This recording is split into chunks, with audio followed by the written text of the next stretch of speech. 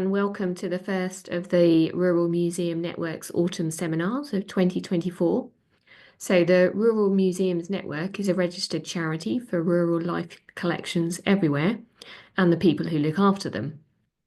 In addition to events and activities, the network operates a web-based discussion group, which is a great place to exchange information and to look for answers. The collective knowledge and expertise of the network is one of our key strengths, and there aren't many questions that go unanswered or mystery objects that remain unidentified. So before we introduce our speakers for today, a quick reminder that we have one more seminar this year, and that's on Thursday, the 7th of November at 3 o'clock. We'll be joined by Lucy Neville, who's the Climate Officer for Museums Galleries Scotland, who will host an open discussion about museums and their role in the climate crisis, including on-site action and audience engagement. She will also open the floor to those wishing to discuss their own ongoing or potential projects so we can workshop them as a group.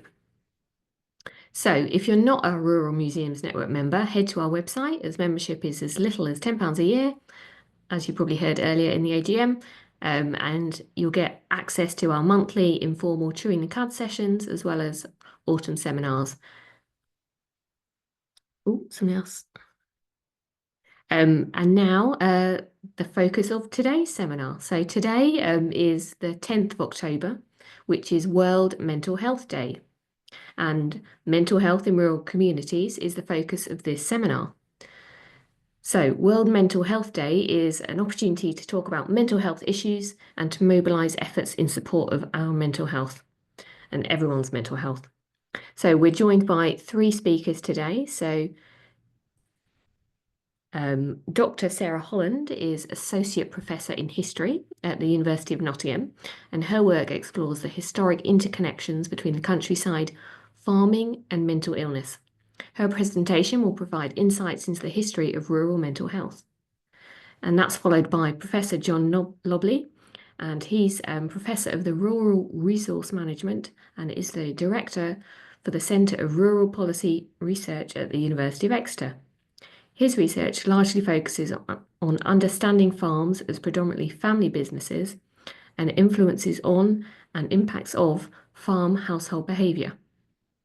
And finally, Ellen Williams, she's representing the DPJ Foundation.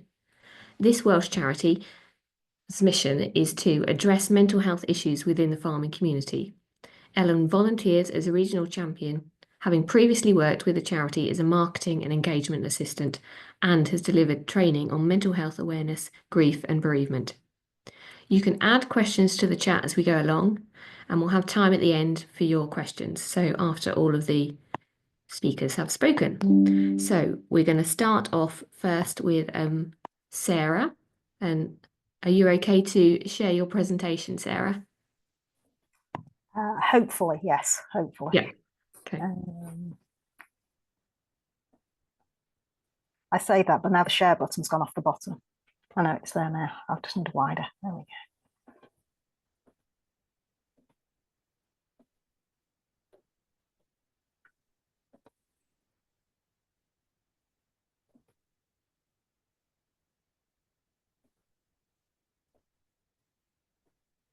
Hopefully that's showing. Okay. Yeah, great. Brilliant. Thank you very much. And thank you for inviting me to talk about this. I think it's such an important topic, both historically and contemporarily. And I think there's a lot of connections that perhaps will come up from this. That's been my sort of experience talking with other people as well. And it's a topic that I've been researching for some time. And I think in terms of histories of the countryside is something that we need to bring to the fore a lot more. My starting point is the idea of a rural idyll. The idea that the countryside is somehow aesthetically more pleasing, but also healthier than the towns and the cities. I'm largely going to be talking about the 19th century, but I think that sort of dichotomy between town and country is very apparent in popular culture even today. During the 19th century, the perception of a healthy countryside was consolidated by these stark contrasts drawn between the town and the country. The language used to talk about the country was about a purer atmosphere, robust health, and lower death rates, and the opposite in the towns. And these two images by 19th century artists really do depict that idea Helen Allingham's sort of country scene that's idyllic versus the urban London scene there. Just the colour, for starters. There's much more we could say about this, but they present that stark contrast. This, of course, masked the realities. Social investigators had shown a growing awareness of the disease and poor health in the countryside and the poor housing conditions as well. Rural poverty, however, remained hidden, as did other health aspects of the countryside. Exposing it challenged widely accepted perceptions of the countryside and its role in the health of the nation, and also ideas about national identity and racial identity as well. Concerns, however, really sort of increased when there was an increase in rural to urban migration. There was a real concern about the perceived population who were being left in the countryside and who would then come into the towns to do the jobs after them. This got caught up in a darker side about racial degeneration and eugenics as well. But those concerns about the physical, mental, and moral health of the countryside sort of then went into another dialogue as well. So along the same time period, people were seeking to explain why there is a geographical difference in rates of lunacy or insanity, as they were talking about at the time. Some suggested there were higher rates in the countryside, and people were trying to make sense of that. A recurring theme was the role of low wages and want, both in town and country. As alienists sought to explain or rationalise that supposed increase in insanity in the countryside, the lived experiences of individuals with mental illness and the links with rural life or agriculture were largely obscured or misunderstood in that dialogue. So in the rest of this talk, we'll explore some of those lived experiences of mental illness and how we can find out about them from a historic perspective as well. Evidence can often be found in institutional records, so admission registers or case books, or inquests into death. And although they are mediated through an institutional lens, I argue they do highlight life beyond the institution or beyond a death. They give us insights into the individual, their family, work, community, and everyday life, albeit only recorded due to a crisis. Other sources that can deepen our understanding of the complexity of farming lives include reports of farmers' organisations, newspapers, the farming press, and the work of rural chroniclers, especially the clergy. And they provide further evidence of illness and distress in the countryside. Through such accounts, it's possible to understand the non-patient or the pre-patient experiences as well. Before I go further, I should note I've already mentioned lunacy and insanity rates, the problematic terminology.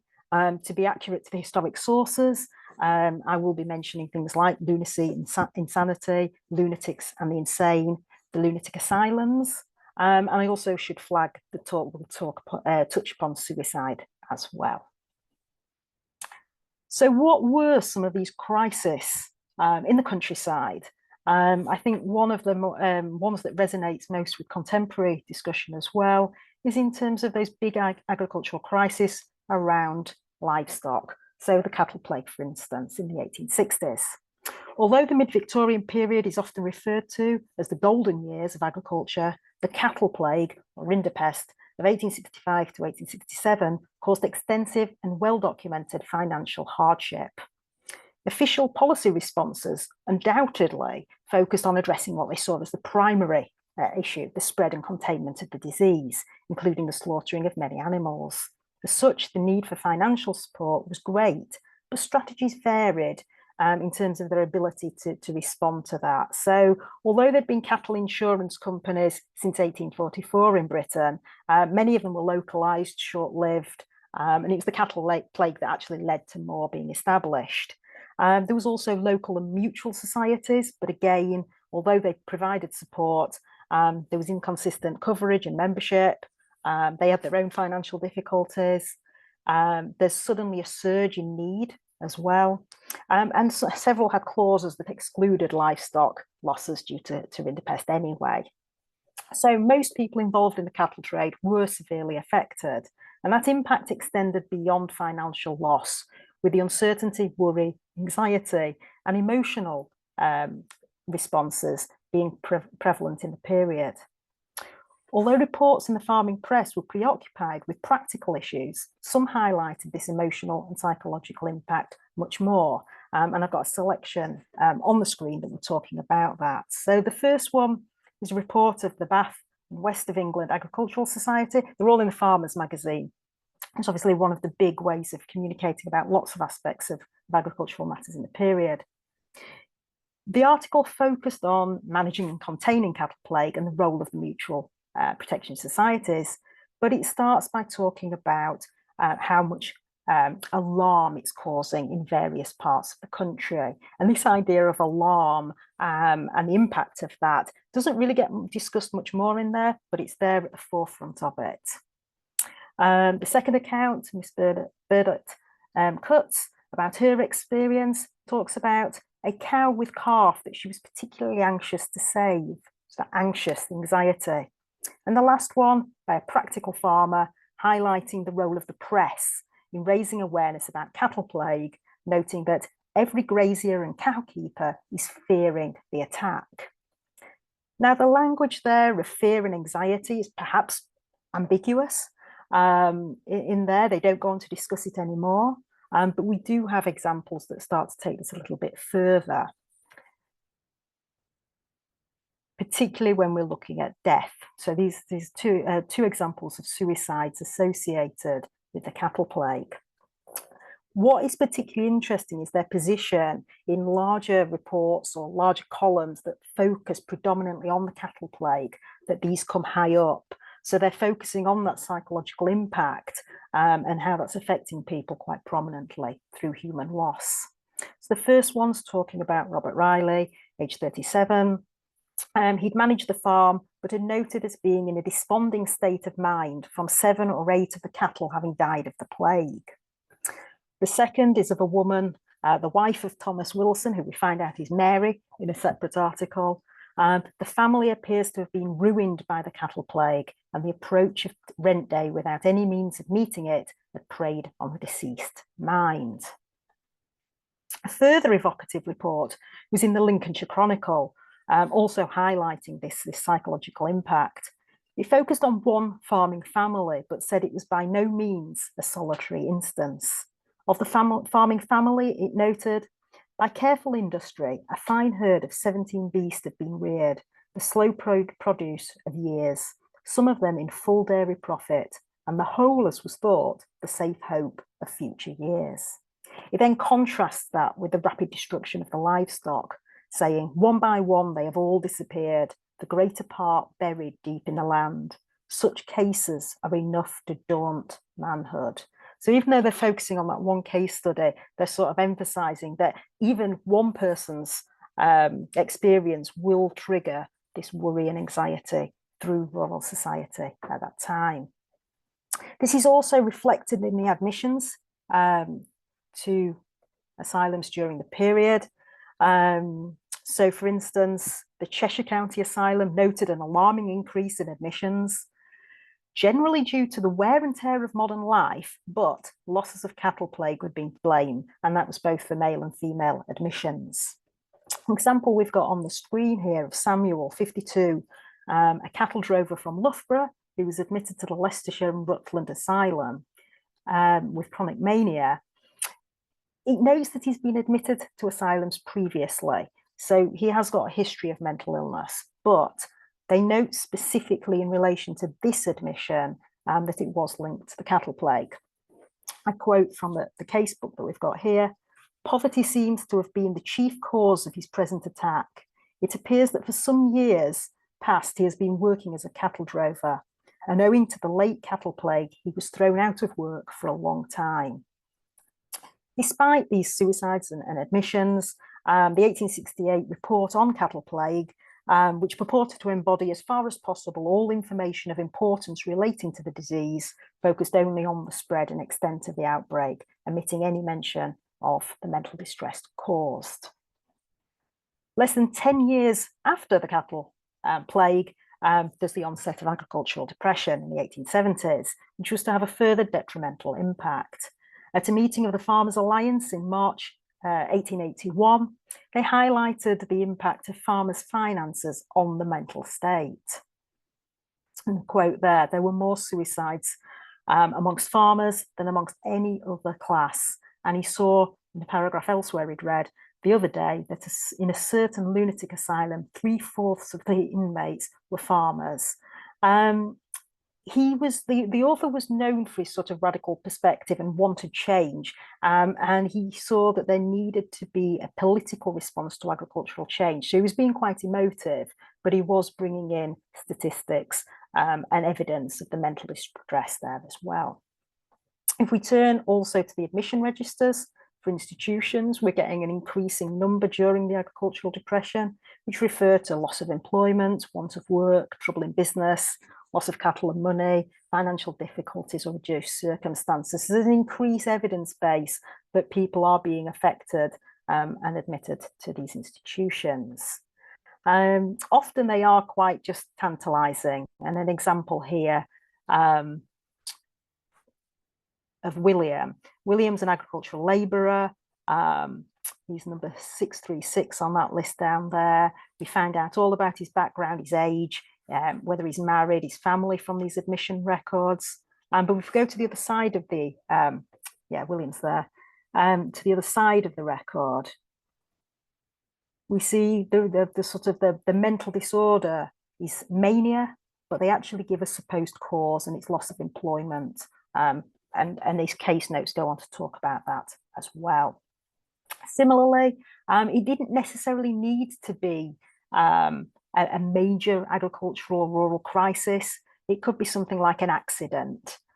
So for instance, we've got John Fletcher Wilkinson here, also a farm labourer. And over this side, it says an accident several years ago.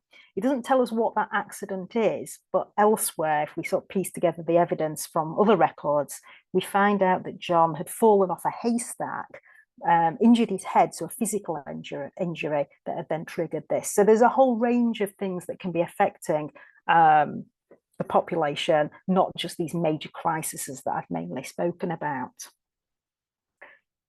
Moving away from those major crises into that general rural population, I think it's then important to think about who is recording this beyond the institutions and beyond the agricultural press, because so often we don't have those personal accounts. We end up having the accounts of elites in those communities who start talking about them.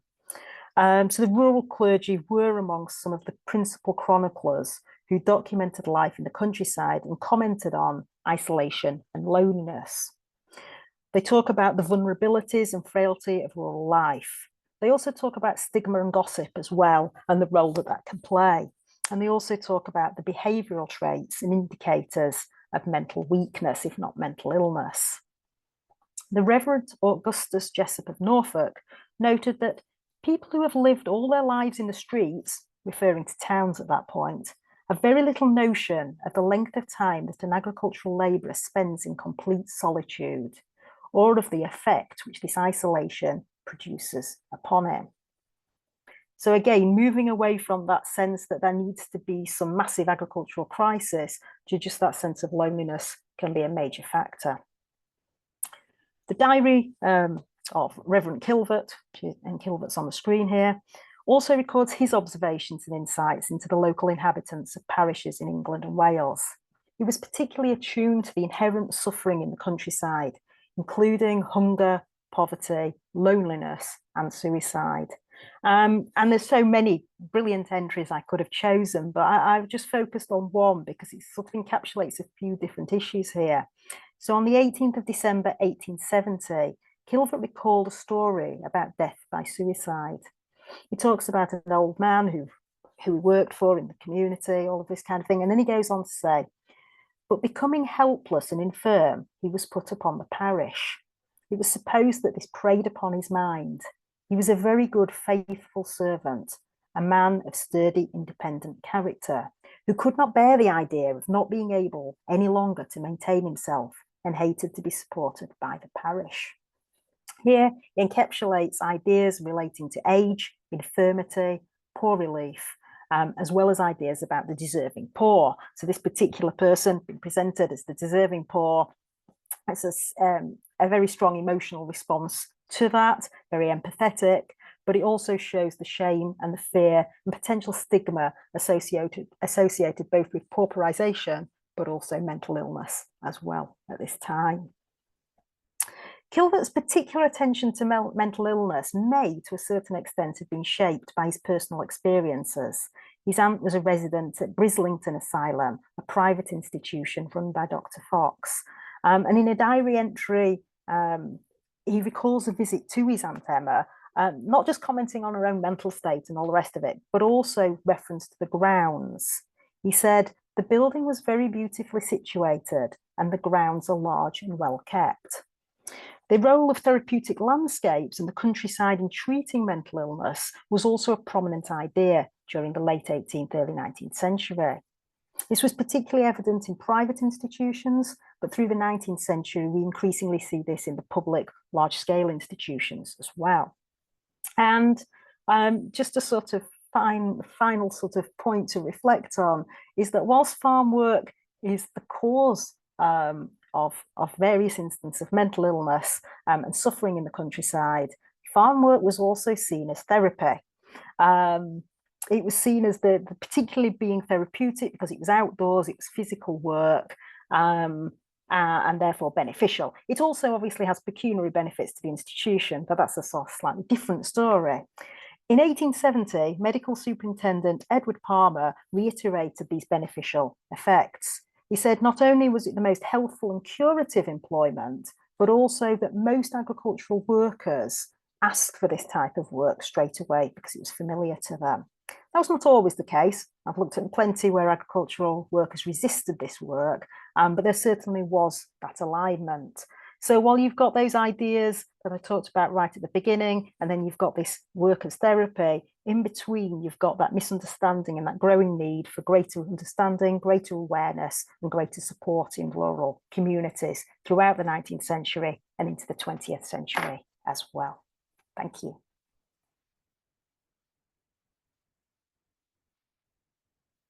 Thank you very much, Sarah. That's really interesting, and it gives a really good basis of what's going on in the early days of talking about mental health and that all of the issues that are going on that are affecting the rural countryside. So Matt is coming up next. So if Matt would like to share his screen, and he's going to bring us closer to the modern day, I think, with his talk.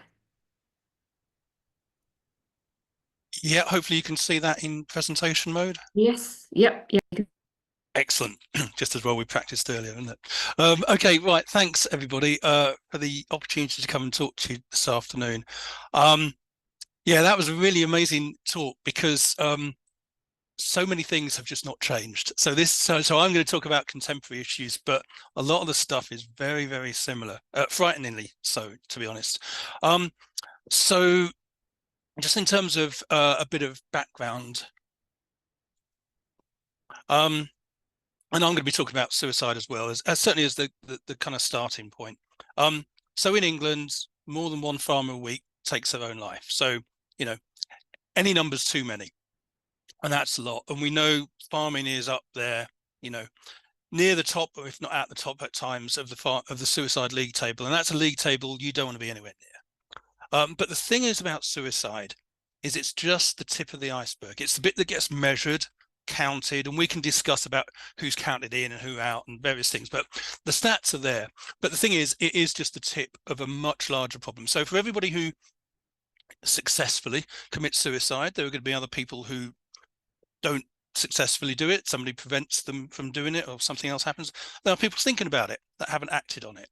There are a large number of people on medication for depression, for example. There's even more people who are suffering depression, anxiety, who aren't receiving any help. And then there's even more people who just feel not very good about what they're doing in their life and their job, which if you're a farmer is the same thing, because they're you know, working 15, 16, 18 hours a day, week in, week out, for not very much money, and castigated for destroying the environment and all of the other things. So, you know, it's hard to feel good often. And then also linked to this, which I'm only going to touch on very briefly, in addition to the mental health issues, we also have the worst rate of worker fatal injury in agriculture of any of the main industrial sectors. And I think these things are often connected.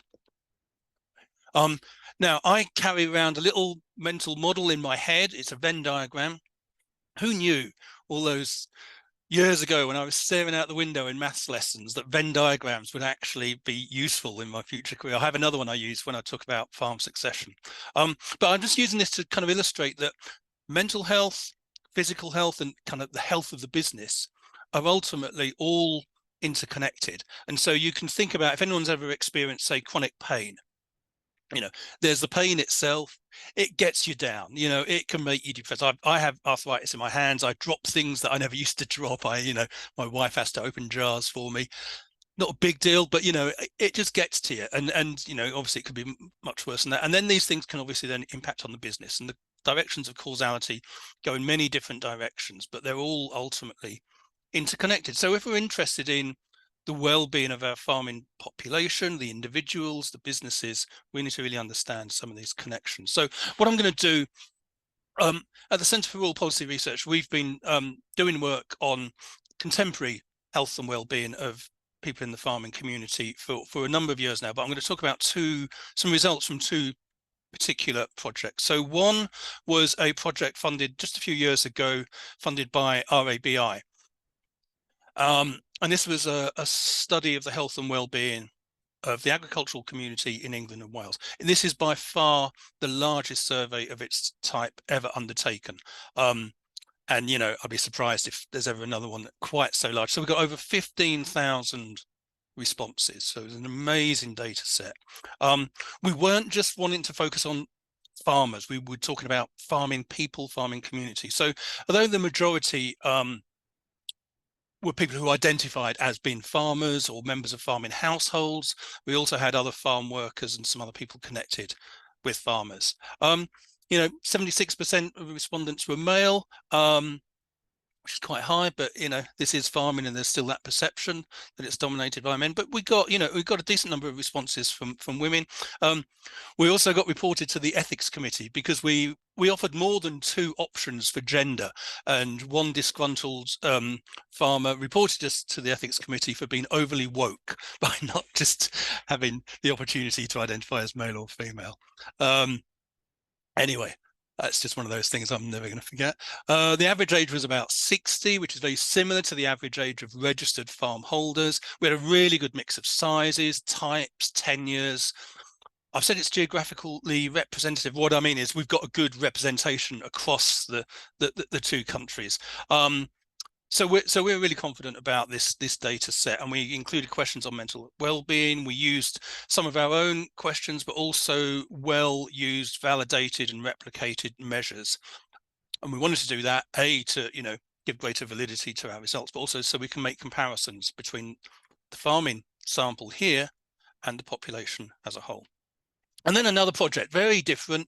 This was funded by the ESRC Loneliness and Social Isolation in Mental Health Research Network. So this was actually, you know, in some senses at the opposite end of the scale, really focusing on these ideas about isolation and loneliness. Actually, and only just yesterday, we were in a seminar. Actually, a seminar by Robin Revilius, who is the widow of James Revilius, the famous photographer of rural North Devon, and some of you will be familiar with his work. And she was talking about how lonely some of the farmers were in the 60s and 70s. And we started thinking, oh yeah, we should look into the historical aspect. So I am going to get in touch with Sarah afterwards because it's fascinating. But anyway, we wanted to understand how isolation and loneliness can lead to poor mental health outcomes. It doesn't always. And to understand some of the kind of farming specific things, some of the issues around isolation. So like I said, very different methods. We had a couple of kind of practitioner workshops with people who are involved in supporting farmer mental health, some in-depth interviews just with 22 farmers and farm family members. This was mostly livestock farms, but nevertheless, we've got a range of ages and locations, sizes and tenures. So they're the two kind of data sets I'm drawing on. And if anyone wants the papers from these to drill down into stuff, I can send the links to those later. So on the mental well-being and anxiety, this is from the RABI funded study. Using measures such as the Warwick Edinburgh measure of mental well-being, GAD-7, that's generalized anxiety measure, and a couple of others, we identified that over a third of our sample were possibly or probably depressed, and actually very few had really good mental health. Really widespread incidence of anxiety, which was moderate or severe for around 20% of the sample. And when we compared our results to UK population estimates, the farming population came out as worse, more likely to be suffering from depression and anxiety. But more than that, within the sample, there were some groups that came out even more badly. And really interesting to us, and we're going to do some work to follow up on this, was young women aged between 24 and 44. And I mean, we were a little bit surprised when this first came out, because the dominant narrative is often, you know, old blokes basically who struggle to admit if they're having problems. They struggle to verbalize it. You know, they don't talk. All of those kind of things. And whilst that's true, this group of young women across all the different measures came out worse. They had low mental well-being, high levels of anxiety, poor self-rated health, and more likely than men to feel lonely and to not meet socially. And so, like I say, I was a little bit surprised. And then I remembered a woman that would have fitted into this age category that came up to me after a talk a few years ago. And she explained how she'd recently married into a farming family, was living on the farm in a bungalow on the farm with her husband. Her husband went back home to his parents' house next door every day for lunch, where they discussed the business. And she was left totally isolated. He was working very long hours. She was alone with you know, I think one child at the time, and then young children. So you can begin to see how actually this could be really difficult, particularly if you're marrying in to a family where, you know, the in-laws perhaps have, let's say, certain outmoded ideas of kind of gender distribution of activity in families and things. So it could be really quite difficult, but that group hadn't really come out so much in any other research before. And obviously we talked to people about, you know, if people have been suffering from mental ill health, what caused it, or also just ask people about, you know, the things that kind of stress them in farming. And so there's a list here. I'm not going to read through them all. You won't be surprised by any of these, but I think a key thing is, as one of our participants described it, it's death by 1,000 cuts. It's not just one thing that then triggers an episode of mental ill health. It's the fact that all of these things can get layered on top of each other. You know, and I mean, farming people are amazingly resilient and can easily take, you know, a bit of a knock, but it's when you get all of these, and maybe it's year after year of things like, you know, extreme weather, TB breakdowns, a whole range of other things, people wandering up the farm track to inspect your agri-environment scheme and then sanction you if your margins are, you know, 2 centimeters too narrow. Think things like this. So there's so many things, and a lot of things that are outside of the control of farmers as well. And amazingly, we somehow forgot to put it on this list, but obviously weather is also a big one, and the inability to do anything about it. And we know we've had, you know, for several years now, these kind of extreme weather events, whether it's, you know, the beast from the east, flooding, drought, and often all within, you know, a 12-month period. So there's so many different things impacting people. One of the things we found out in terms of actually supporting better mental health is getting off the farm. So in the graph here, we've got the Royal Edinburgh mental well-being score. So the higher the score, the better the well-being. And then we've got how many people get off the farm for kind of leisure purposes. And there's a really strong association between getting off the farm and having higher mental well-being. But amazingly, this is from our big sample, 45% said they never take a holiday every year, and 20% had never had a holiday before. And I've had so many farmers, particularly livestock farmers, who will say that, never have a holiday. Arable farmers, on the other hand, were often having 2 or 3 holidays, you know, very, very different life. nearly 30%, just under 30%, never or hardly ever left the farm for leisure purposes. So you've got these people that are literally trapped on the farm. And then we've got the quote here from a farming woman, you know, about the influence of family. You know, it's so easy to romanticize, over romanticize family farming. And actually some of that goes back to that kind of rural idyll and the role of small family farms and stuff. But, you know, this woman here saying, you know, and then you've got the likes of my husband's family. If you have an hour off, it's a sin. You know, that kind of pressure when you're working within a family business can be really difficult. So just moving on to some of the stuff around specifically about loneliness. So I think in terms of the work we've been doing at this CRPR, you know, we've contributed a lot in terms of the empirical data and our understanding, but also we've kind of advanced stuff conceptually as well a bit, I think, particularly around the loneliness side of things. So we've identified different types of loneliness. So there's a type of loneliness that we're calling social loneliness.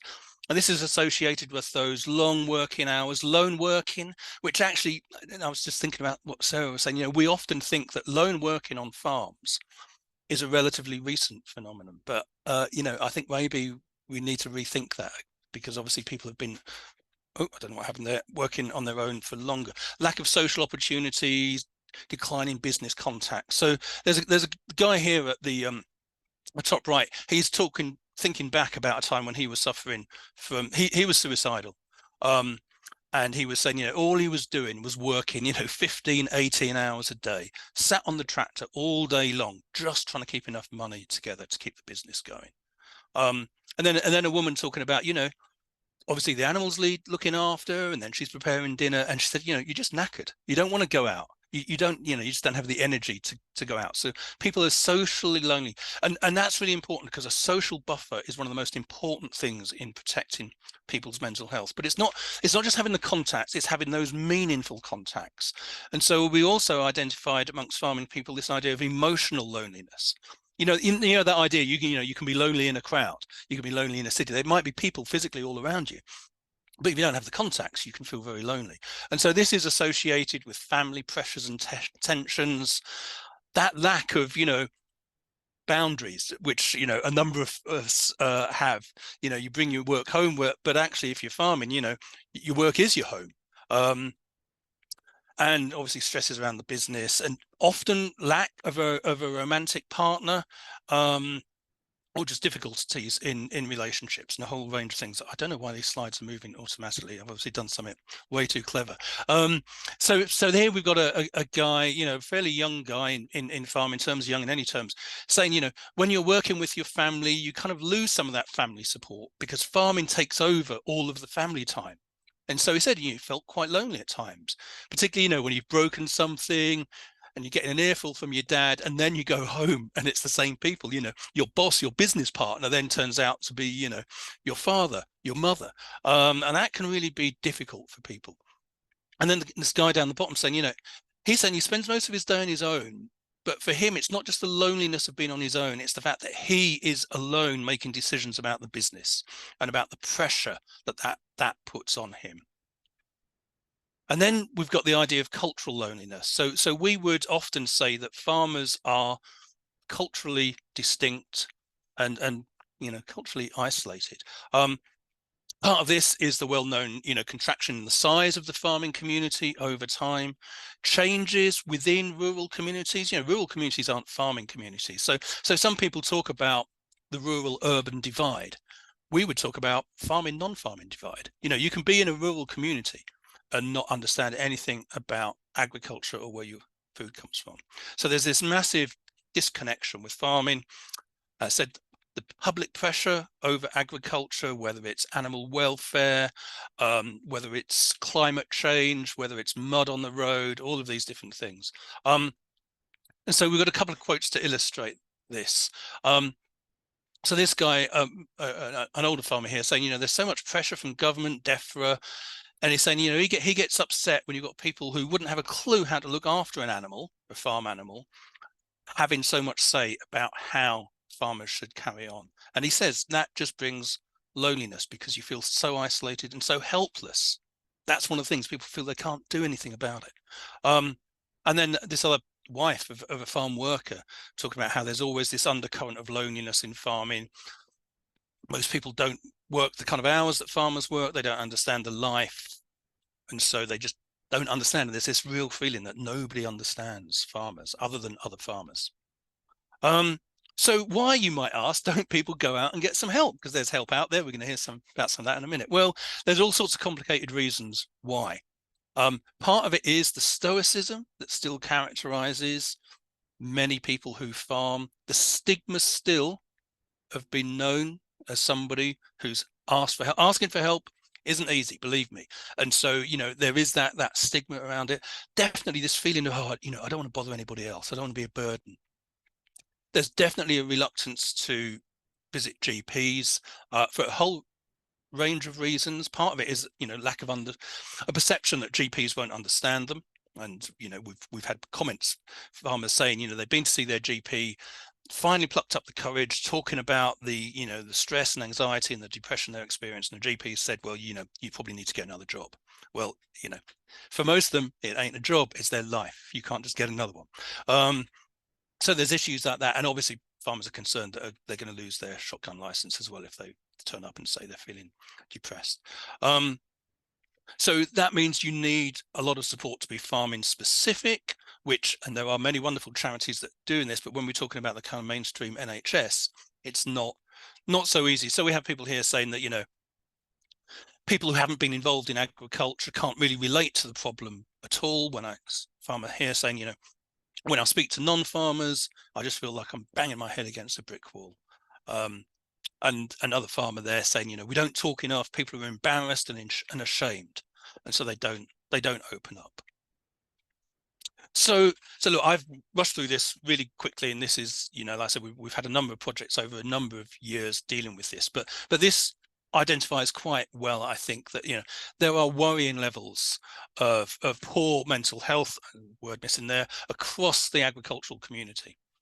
And there's just something about the way we do farming that is bad for the health of many of the people involved. The health of the business is intimately entwined with the health of farmers and family members. So we need to look at all of this. So just like there's not one trigger for mental ill health, there's not a single solution either. These are multifaceted issues, and they need equally complex solutions. But things like taking time away from the farm should be normalized. Many farmers, it also happens to happen in academia, kind of talk about their long working hours as a kind of badge of honor. I worked 70 hours. Oh, well, I worked 85 hours and this kind of stuff. But, we should be able to talk about having a break. It should be normal to be able to get away. And I know it's easy to say that and much harder if you're a livestock farmer and you're basically there on your own. But we need to work out ways of doing this. We also need to reduce the social and cultural isolation that are experienced by many, many farmers.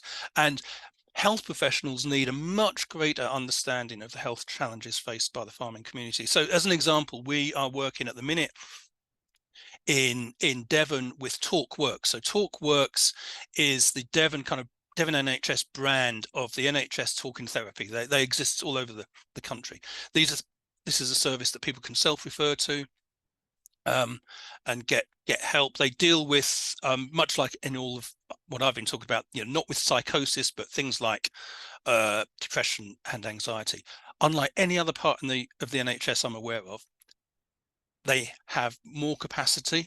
They've got spare capacity. They want to take on more work. They want to see more people, and they figure they're not seeing enough farming people. So we're working with them to help them understand some of the issues around farming, some of the reasons why, some of those barriers, why people might not be able to access their services. We're looking into doing some CPD for their staff so they can understand these things more. And then there's always other ways in which we can support each other. So we set up, this is going to be my last slide, we did a little project called Accidental Counsellors. So we borrowed this idea from some Australian academics. The idea of an accidental counsellor is somebody who is not professionally trained in any sort of counselling, but through their work comes into contact with farming people in this case, and they may see things or they may hear things that cause them concern, but they don't know how to have conversations about it. They don't know how to signpost. They don't know where to signpost, and they don't know how to have a conversation if they're really worried about, are you thinking of taking your own life? Those kind of things that, in normal day-to-day life, we don't have those conversations, do we? So we set up this, we did a project, set up this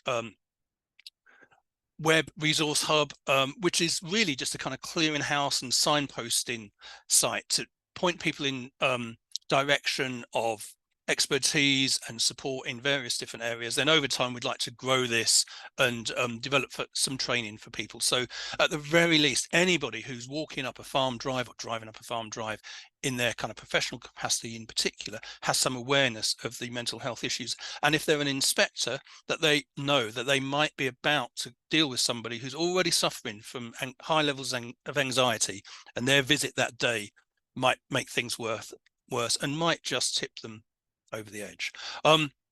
So unfortunately, this is not a barrel of laughs, this subject at all, but it's really, really important. So thanks for the opportunity to talk through this, and I am also going to endeavour to stop sharing now.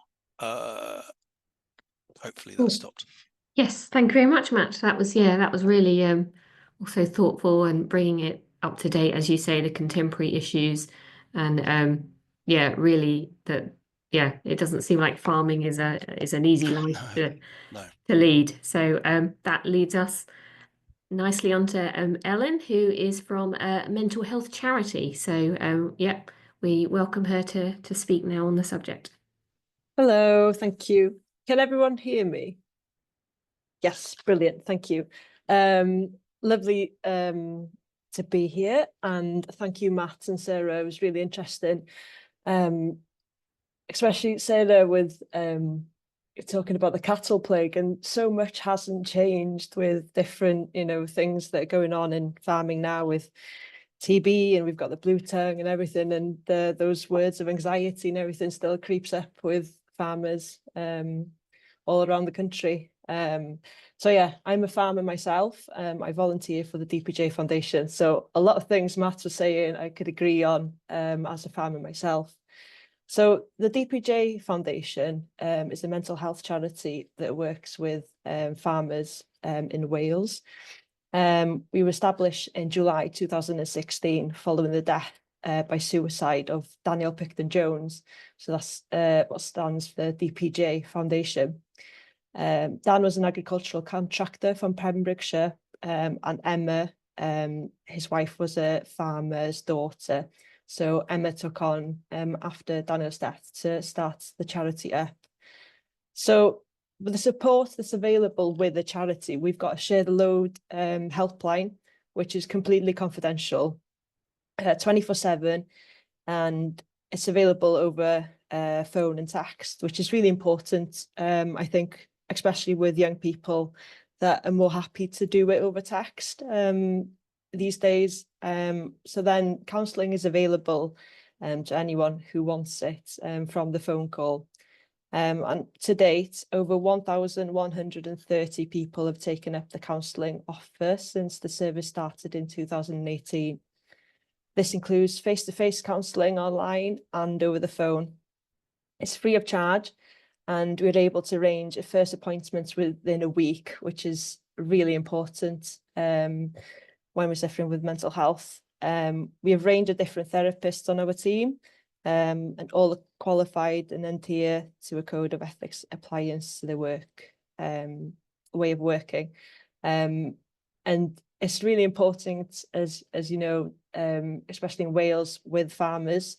Some, like myself, my English isn't perfect, and when you want to talk about something personal, it's important that you can talk in your own language. So we've got people on the other side of the phones, the volunteers, who speak Welsh and are from farming background themselves, so know about everything that goes on within the farming world at the moment.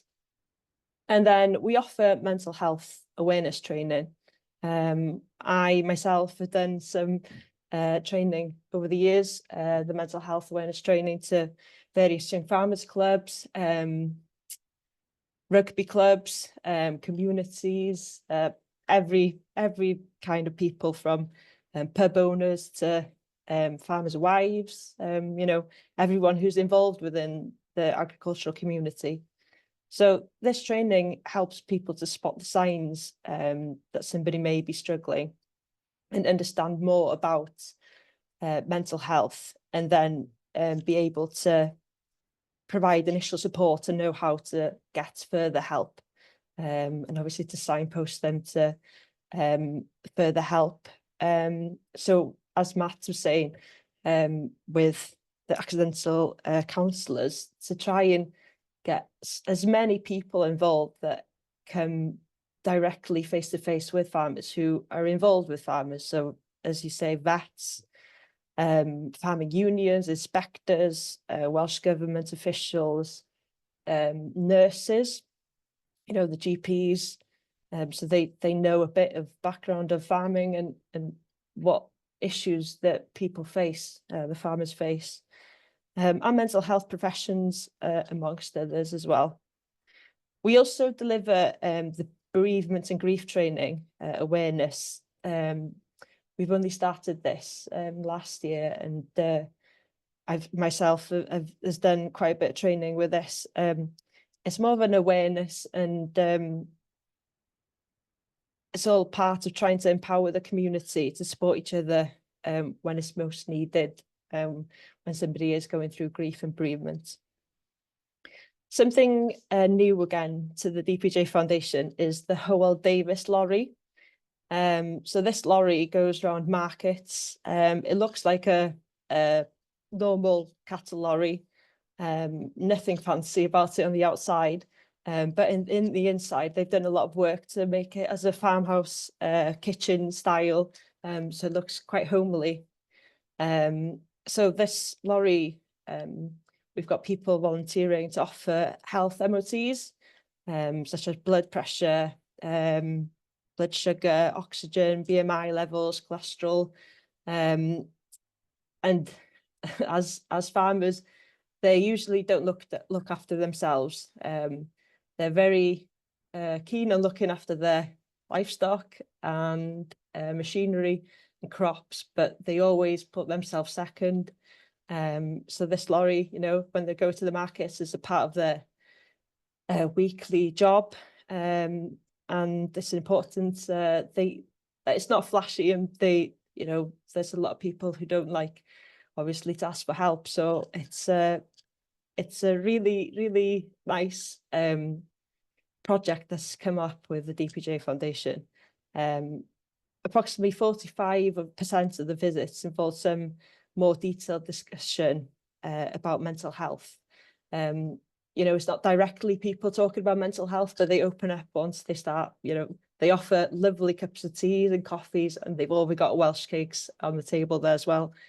And they've also come across people who are really struggling, and then, you know, they can go on to have counselling. So yeah, that's the Howell Davis lorry. And then the postvention support is something, you know, very important. It's proactive support to help people who have been bereaved or affected by suicide within the agricultural community. And then we also have information leaflets for people who have been bereaved, as well as a series of picture books for children to explain loss and grief, including around suicide. And these are really, they've got a personal touch to the charity. So Danielle and Emma's son and daughter were involved in talking about their feelings and putting it into the book. So these are new books from last year, available in Welsh and English, and they're in the schools all around Wales. We also work closely with, you know, farmers in Wales. The similar support available in England. We are Farming Minds, Yana, and obviously the RABI also provide the counselling service.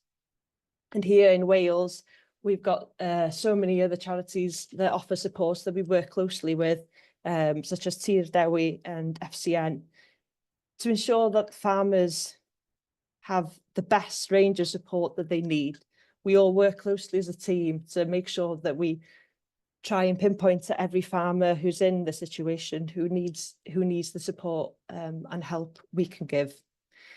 I'm sure you are very, you know about the apps. When I do the mental health awareness training, I talk a lot about apps as a young person myself, and there's so many different apps.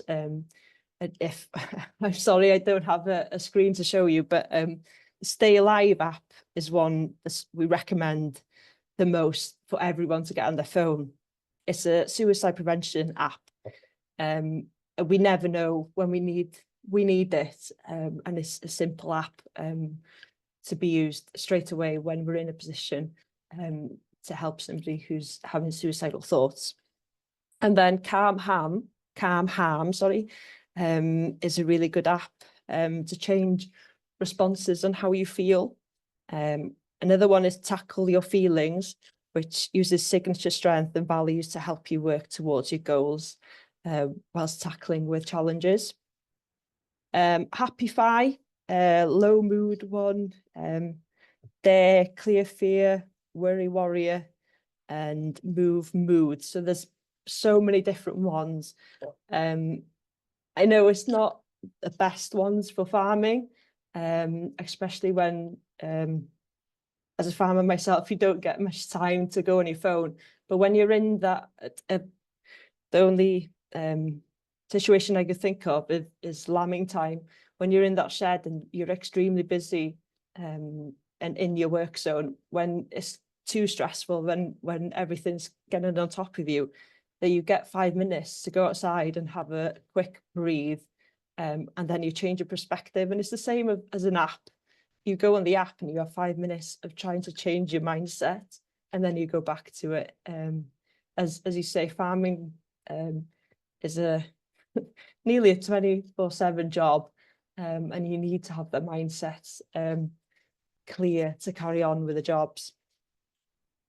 We've just started a campaign, with FEW and the Football Association of Wales to deliver training in rural football clubs to help them spot the signs that someone may be struggling and to build a strategy for becoming a supportive environment. We've also done training with rugby clubs. Myself did one last year, especially in rural part of Wales, where these clubs are everything for young people and supporters to go for a day out without talking about farming. But obviously, most of them are farmers, especially playing rugby and football and sports. And as Matt said, farmers have to deal with so many different issues, and it impacts on their stress levels and mental health. For example, the TB testing and breakdowns, the avian flu, water quality regulations, the NVZ, changes in agriculture support, and loss of farm incomes, interest rates rising, the increased input costs which farmers have to face, and more people accessing the countryside and misusing it. So the livestock worrying, the litters, the fires. I could go on with a lot of lists, and it's the way that people look at farmers and how farmers, are tackling it every day to try and get the right word out of how we farm and where food comes from, and it's a frustrating cycle. The weather, obviously, like Matt was saying, is a big impact, especially at the moment, the wet weather we're having in Wales. I don't know about everyone else, and the challenges that comes with, and the changes of impact on diversifications, such as the tax on holiday lets, and fear of policy changes. For example, the agricultural property relief for inheritance tax, sorry. So you've got many more other issues. They're just some example of the different issues that impacts on stress levels within farming. Farms in Wales are mainly family farms. This can have a major impact when there is a relationship breakdown, issues around succession or a bereavement. The general factors that have an impact on some farmers are, like we were saying before, agriculture is an isolated occupation, especially within, at the moment with the increase of a tractor that can drive itself, a cattle crush that you work, electronically. So you see fewer staff on the farm maybe, and you see fewer days where villages and farms come together and share the labour. And then the hard physical work in all weathers and long hours. And this can impact when a farmer maybe has an injury or a health problem. And then the traditional sector, with a work hard and, a strong mindset. There is a very strong community in the farming sector, and this can be a barrier, especially in Wales. We're a small community, and mostly we know people who know the farm, and that makes it harder sometimes for farmers to ask for help. That is a sign of weakness. Many farmers are worried that neighbours will think less of them if they seek help. Another one is resistance towards seeking help. The farmers are incredibly self-reliant and apply their ability to fix most things themselves. So when it comes to themselves needing that support, it's the last thing on the list usually. They look after everything else rather than themselves. And then the financial, with small margins in working in a business farm. Some farms carry huge levels of debt. And this is something we see becoming more problematic as banks seek to recover their debts that are tied up in the long-term assets as is land and buildings. And lastly, I've got down is the lack of awareness of the help available. I hope times have changed, especially as time goes on, that people are more open to talk about mental health. And as it's a mental health awareness day today, I've seen so many people sharing stuff on social media about mental health, especially farmers. And I hope people are more open to talk about not how they feel and their feelings and the stuff that are going on, because I think, especially at the moment within farming, there's so many different things that are barriers, and it's important that we can talk about them and seek help when we need it, and try and live the best life we can with the support and help we can have. So these all contribute to people not seeking help at an early stage, which can contribute to poor mental health. And that's where charities like the DPJ Foundation step in to raise awareness and make sure that we reach out to them people who need support, and we can help them carry on with the business, the farming business, and live their best life, as I was saying. But yeah, thank you very much for having me. It's been great listening to Matt and Sarah, and thank you very much. Thank you very much, Helen. That was lovely to hear what help's available, and also, hear about the barriers that are out there. But it sounded great, like all of the different things that you're doing, like the Howell Davis lorry, just to bring like the assessment into a local area that feels more comfortable. So that, really great things that your charity's doing. Does anybody have any questions for any of our speakers? Nothing coming. I can't see anybody at the moment, but feel free to interrupt me because I do have a question. So Zoe's it's got her real hand up as opposed to the oh, virtual. okay. Oh yeah, no, Zoe, go ahead first if you want to unmute yourself. Yeah, sorry, I'm not used to Zoom. I'm used to Teams, so I can't find the hands up or the microphone or anything. That's been a really interesting sort of collection of perspectives there. So thank you very much to all the speakers.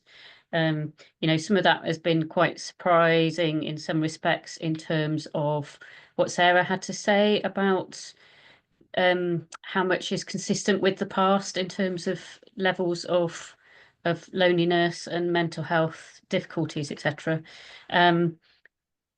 I suppose, you know, we're coming from the point of view of being a museum.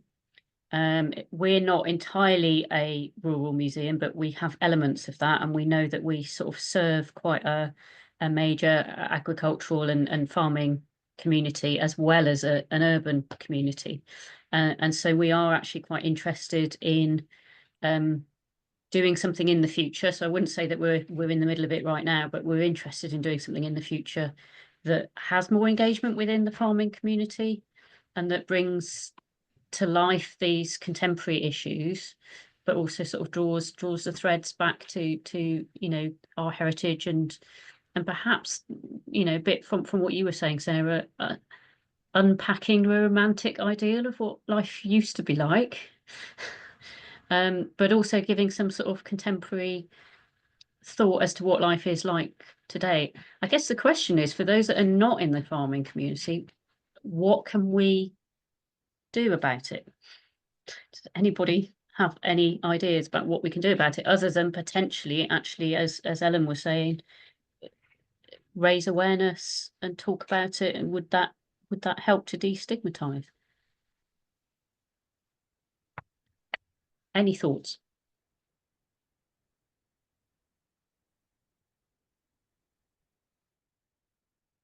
I think what you're saying is yeah, what can a museum do to help? So I think raising awareness and talking about it and pointing people in direction of that there's help and support out there is really good. So I'll share something that the Museum of English Rural Life has done. So we did an online exhibition quite a while ago. I'll just put it in the chat. That's the link to it. So it was about well-being in the countryside. So not just farming in particular, but I think very similar to what you were saying. So think about the romantic notions, but then what's the actual reality of life in the farm community at the moment? So that's something that we've done. We put our online physical exhibition to go alongside the online exhibition. So the online one is the one that's kept its legacy. But I think just speaking to your community and asking them what they want as well, maybe, would be another suggestion.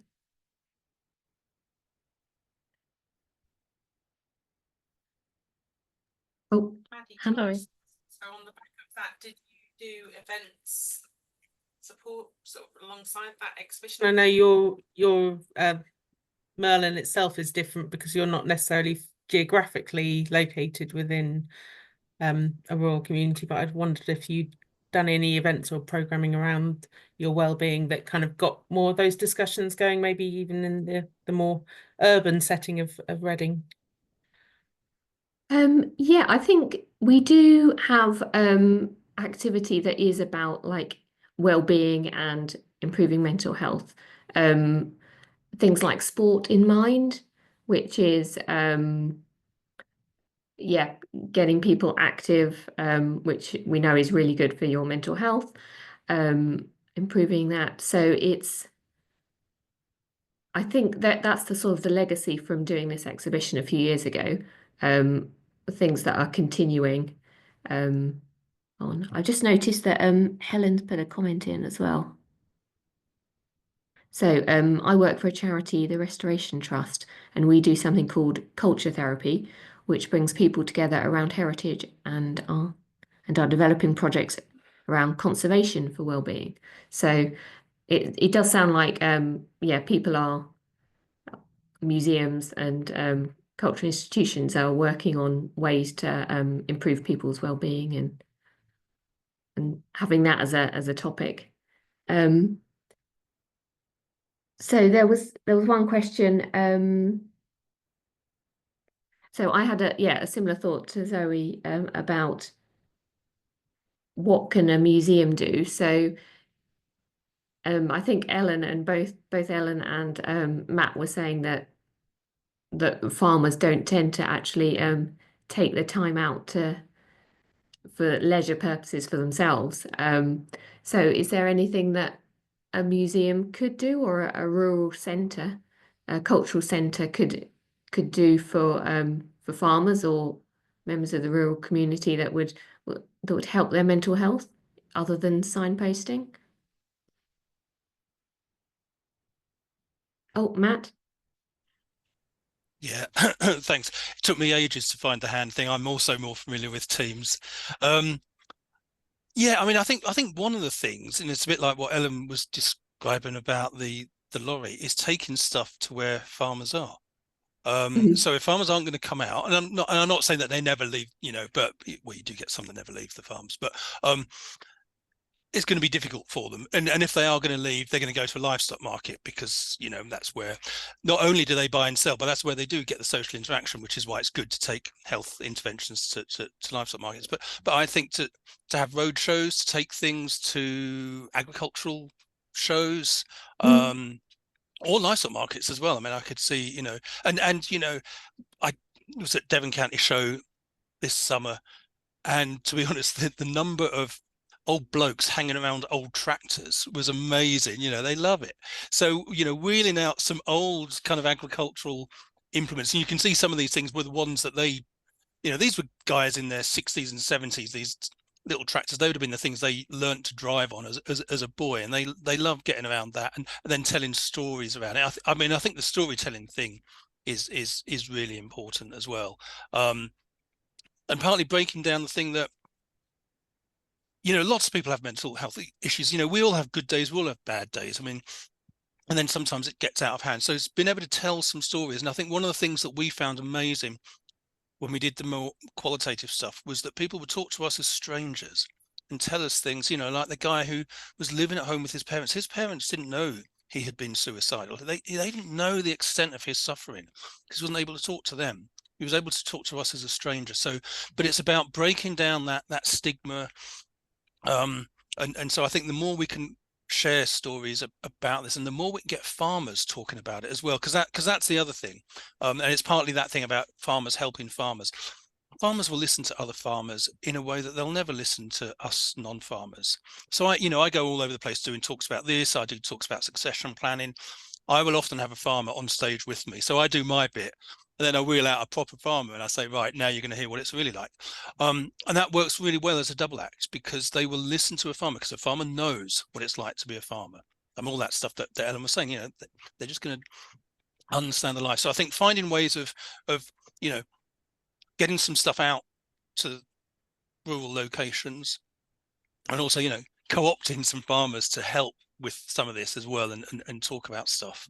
But it's like all this stuff. There's no simple solution to any of it. But I think the more we can do, and the more we can raise awareness, the more we can signpost to this help and support, because often farmers still don't know that there's all this support out there. Those of us that are involved in this, we think, oh, of course everybody knows about all these different charities, the national ones, the more local ones, but they don't. It's amazing. Partly because for those of them that are suffering or just feeling bad, they go into this kind of downward spiral. They don't look out, they don't reach out, they don't go out. So I think there's definitely something about, if the farmer won't come to the museum, take the museum to the farmer. Brilliant. Yeah, good advice. I see Zoe's nodding, so that's good. Oh, and Helen, you have your hand up? Yeah, it's interesting. I mean, I come on this session because I saw it listed, and then I thought, oh, it sort of in a weird way covers the sort of range of my activities, because I work in conservation for archives and museums, but I also have land, and I am actually involved in a variety of projects in Norfolk, and things like there's a project called Nature North of Norwich, and then there's lots of training going on through FWAG, which is the Federation for oh God, I can never remember it, for wildlife farming and wildlife management. And I think Matt's absolutely right. There is lots and lots of sort of activities going on that farmers go to or they have contact with, and in order to get into contact with people working on the land, I think you do have to go to them. They're not gonna come and visit a museum, but I think there's a huge there's an enormous amount that could be benefited from that exchange of understanding and exchange of sort of gathering information from the farming community for collections in oral history or just how people did things or sharing stuff. But I don't know, we did a project called Walking with Intent around Bird Castle near Yarmouth, and there was a lot of people. It wasn't just farmers, but it was people in rural isolation generally, and it had a real impact. But I think in any wellbeing project that I've been involved in, it's incredibly difficult to get people to come regularly. It's like even in a city, you think, oh well, there's public transport, people can just get on a bus and stuff, but it's really it's really, really hard, and we've put on taxis, we've had taken groups together. It's and I think you just have to live with the fact that people come and go, and you sort of, sometimes you manage to get a project for one reason or another where you have a core of people and you can establish a group, and then other times it has to be more dispersed, and that's just sort of how it is, really. You can't be too fixed about these things. But I just think I think there's all sorts of innovative partnerships that could happen. But it's quite time consuming. It's not something you can just do just like that. Anyway, sorry, there's just a bit of a meander around. Sorry. Thank you. Oh, and Zoe, you've got your hand up now.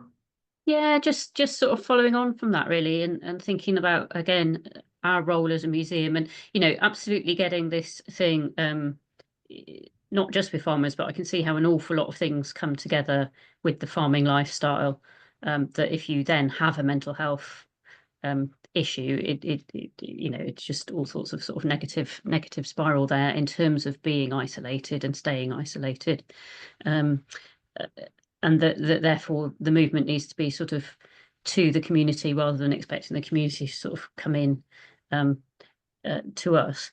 But from the museum's perspective, of course, our time is extremely limited, our resources are limited, and you've got to do that sort of balancing act of how do you reach the most people, the most beneficially, and what is our role as a museum as well. And I suppose the thing I was going to just add to that was, I'm not sure what role, if any, we have on the therapeutic side, on the reaching out to farmers in loneliness and in mental health problems, because I think there are other charities, and Ellen's involved with them as well, that do that and specialise in that. I suppose I see our role, some of our role, it comes from, we have items, buildings, equipment, etc., from the agricultural past, from the rural past, and what we're doing is sharing those stories with the public, who are increasingly isolated from the source of their food. And we could just do, oh, here's a threshing barn, here's what used to happen back in the days when things were manually threshed. But what we're interested in doing is saying, well, here's a threshing barn, here's how we used to get that. Now we have combine harvesters and but to sort of tell then the more up-to-date stories, so that people don't just come in and see where food used to come from in the past, but it actually makes them stop and think about, where does the food come from today, and a lot of the issues that relate to that. So it is telling the stories of farmers, and I think what Matt was saying was absolutely right as well. We definitely need to to make friends in the farming community, so that we are not saying what we think farmers experience, but we're actually hearing it genuinely from people who live the life. And you know, that's where I really appreciate Ellen's input here today as well, because that's really useful to hear from. Brilliant. Yeah, so thank you very much. I think that might be it for questions. But yeah, do have a look at the links in the chat. So Ellen's just said about working for the agricultural show at Anglesey, and that, yeah, really agreeing with Matt's point about you need to go out to farmers and engage with them where they're at, and make that direct contact. So yeah, I think that's something for us to think about, and thinking about apps for mental health, and yeah, that there's loads of things out there and support that is available. So what I thought was really interesting was Ellen was saying about the training that they do for helping just people who are associated with rural communities, for spotting the signs and that sort of thing. That sounded really good. It's not just sort of putting mental health into a box. It's, yeah, everybody has issues with mental health, and yeah, it's really important that we talk about it, and that we share and we look after each other. So thank you for joining us on World Mental Health Day today, and yeah, the recording will be available online soon, so do share it with other people who might be interested. And thank you very much for coming, and thank you very much to the speakers for sharing so much with us today. Thank you.